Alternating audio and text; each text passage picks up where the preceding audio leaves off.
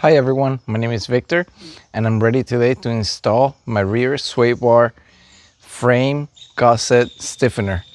Last week when I was wheeling, my link, the bolt that holds my rear link came off. So I couldn't find a bolt. It took me a long time to find a bolt. And then after that, I don't really want to run into the same situation. So I had hit up EVO MFG to see if they had any solutions. And they sent me, I purchased the correction and upgrade. And this is what it looks like after I spray painted it.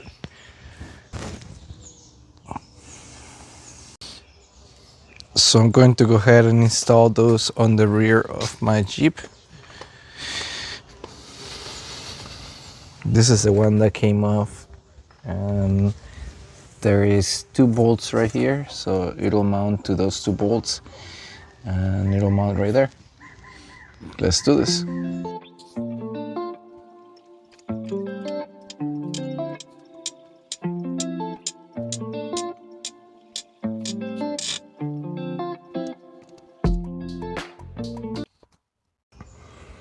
I'm gonna go ahead and start removing the bolts. This is an 18 right here. Then you have 2 bolts right here that are size 13. Since I have a custom inner fender, I have to remove a couple of the bolts in here to access the one in there. Those are out. I'm moving into this one next.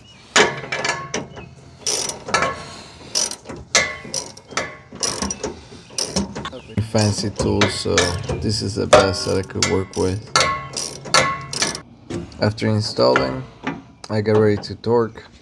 Of course, I had to lower the car first.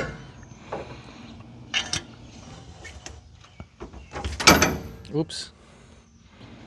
Okay, I wanted to show you guys more, but something got skunk out here and it started smelling horrible. So I got out of here, I test drove it, and now I get to show you guys what it looks like.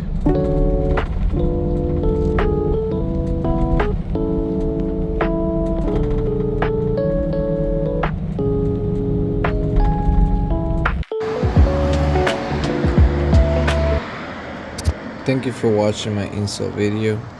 I hope you guys enjoyed it, and I hope you guys try it out. I have an EVO lift kit, heavy duty, on my Jeep Gladiator, and this is why I went with this upgrade.